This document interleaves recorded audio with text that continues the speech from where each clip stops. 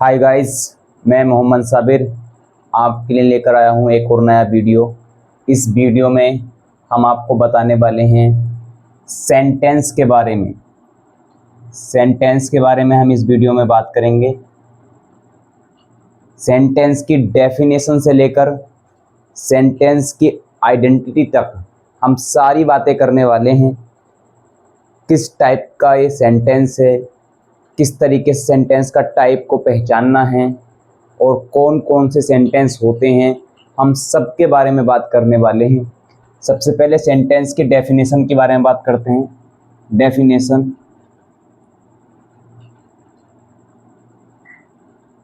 Definition sentence की बहुत easy definition है, कोई हार्ड नहीं है, आसानी से आप याद कर सकते हैं। A group of words that makes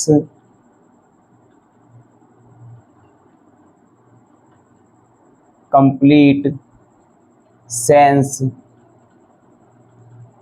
is called sentence. A group of words that makes complete sense is called sentence. शब्दों का वह समूह जो पूर्ण अर्थ दे उसको हम सेंटेंस कहते हैं। ये तो एक डेफिनेशन हो गई, इसको जिसे याद करना है वो कर लेना, नहीं तो कोई ज़रूरत नहीं है, बस इसे समझ के लिए हमने लिख लिया है। हमारे पास जो सेंटेंस होते हैं वो 5 तरीके के होते हैं। सेंटेंस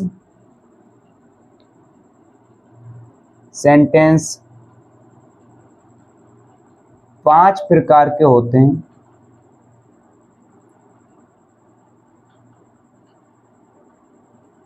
सेंटेंस 5 प्रकार के होते हैं। कौन कौन से होते हैं? नंबर 1 या नंबर 2 कुछ भी कह सकते हैं, किसी को भी कहीं भी लिख दो, कोई दिक्कत वाली बात नहीं है। नंबर 1 असर्टिव, और इसी क्रम में नंबर 2 अगर हम लिखना चाहें तो इंटेरोगेटिव,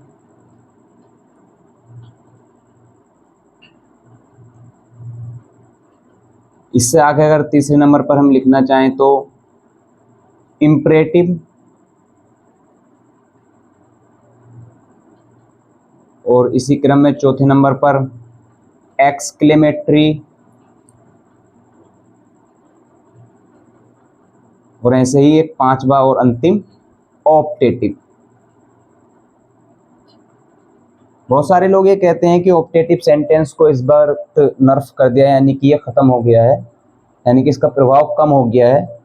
पर हम इसको समझेंगे अलग से कि कौन सा सेंटेंस ऑप्टेटिव होता है और इसकी क्या आइडेंटिटी है। असर्टिव सेंटेंस की मैं बात करूं तो इसके बाद में हम फुल स्टॉप लगाते हैं। इंटरोगेटिव के बाद में हम क्वेश्चन मार्क लगाते हैं। इम्परेटिव के बाद में भी फुल स्टॉप आता है, यानी कि हमारा फुल स्टॉप 2 जगह आ चुका है, एक तो असर्टिव में और दूसरा इम्परेटिव में। तो फिर इनकी पहचान कैसे करेंगे, कौन सा असर्टिव और कौन सा इम्परेटिव? बहुत आसान पहचान है इनकी और बहुत बड़ा अंतर है इन दोनों की पहचान में, वो बात को समझेंगे। एक्सक्लेमेटरी में हम एक्सक्लेमेशन मार्क लगाते हैं और ऑप्टेटिव में भी। अब यहाँ भी 2 मार्क एक से हो गए, तो इन दोनों की क्या पहचान होगी? इन दोनों की पहचान में बहुत बड़ा अंतर है, वो भी हम आसानी से समझ लेंगे। अब आगे बात करते हैं, एक एक को पढ़ते हैं। अब इनमें से पहले हम बात करते हैं असर्टिव के बारे में। असर्टिव सेंटेंस क्या है?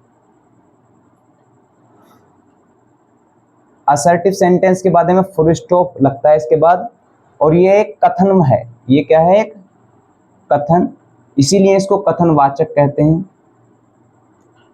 कथनवाचक। अब इसकी क्या पहचान है, इसको किस तरीके से हम पहचाने, इसकी क्या हम डेफिनेशन रखें? तो इसकी एक सिंपल सी डेफिनेशन रख लेते हैं। यह सूचना देता है, यह सूचना देता है, बस इतनी ही इसकी डेफिनेशन है, सूचना देता है और कुछ नहीं।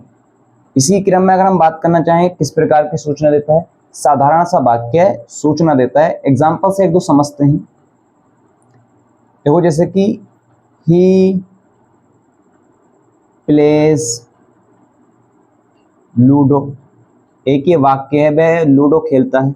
ऐसे ही अगर हम लिखना चाहें ही इज गोइंग मेरठ, वह मेरठ जा रहा है।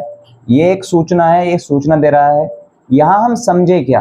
देखिए, समझने वाली बात यह है कि असर्टिव सेंटेंस, यहाँ पॉइंट बनाकर मैं देखो लिख रहा हूँ, assertive sentence starts with subject.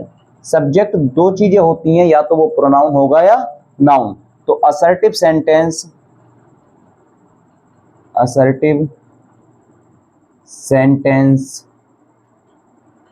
Noun या फिर प्रोनाउन,